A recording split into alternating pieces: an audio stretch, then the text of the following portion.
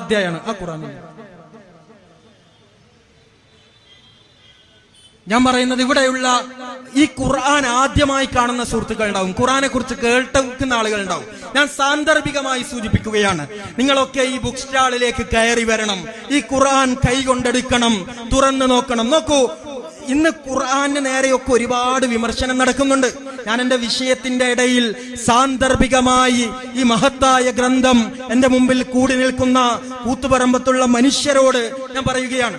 ഒരു കുറ്റം നടന്നാൽ, ഒരു തിന്മ നടന്നാൽ കുറ്റവാളി എന്താ ചെയ്യുക? തെളിവ് നശിപ്പിക്കും.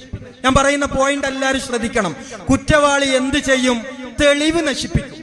ആ കുറ്റം നടന്നു, ഞാൻ ഒരാളെ കൊന്നു എന്നതിനുള്ള തെളിവ് നശിപ്പിക്കും. ഇന്ന് നിങ്ങൾ കേൾക്കാറില്ലേ, ഖുർആൻ തീവ്രവാദമാണ്, അമുസ്ലിങ്ങളെ കണ്ടെടുത്ത് വെച്ച് കൊല്ലാനാണ് ഖുർആൻ പഠിപ്പിക്കുന്നത്. അതേപോലെ തന്നെ ഖുർആൻ മനുഷ്യർക്കിടയിൽ വർഗീയതയുണ്ടാക്കുന്ന ഗ്രന്ഥമാണ്, മനുഷ്യരെ തമ്മിൽ തല്ലിക്കുന്ന ഗ്രന്ഥമാണ്.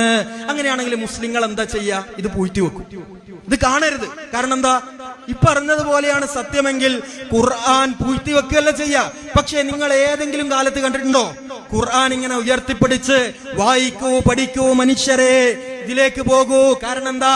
കണ്ണ് പൊട്ടിക്കുന്ന ഗ്രന്ഥമല്ല, കണ്ണ് തുറപ്പിക്കുന്ന ഗ്രന്ഥം. എന്താ അതിന്റെ ആശയം? ഈ ഖുർആൻ ഭീകരവാദമാണെങ്കിൽ, ആ ആരോപിക്കുന്ന ആരോപണം ശരിയാണെങ്കിൽ മുസ്ലിങ്ങൾ ഇങ്ങനെ ഖുർആൻ എടുത്ത് നോക്കൂ എന്ന് പറയോ? അമുസ്ലിങ്ങളെ കണ്ടെടുത്ത് വെച്ച് കൊല്ലാനാണ് ഖുർആൻ പറയുന്നതെങ്കിൽ ഇന്ന ബാലേട്ട ഇതൊന്നെടുത്ത് നോക്കൂ എന്ന് നമ്മൾ പറയുമോ? ഈ ഖുർആൻ നോക്കൂ, ഈ ഖുർആൻ മാനവർക്കുള്ള മാർഗദീപമാണ്.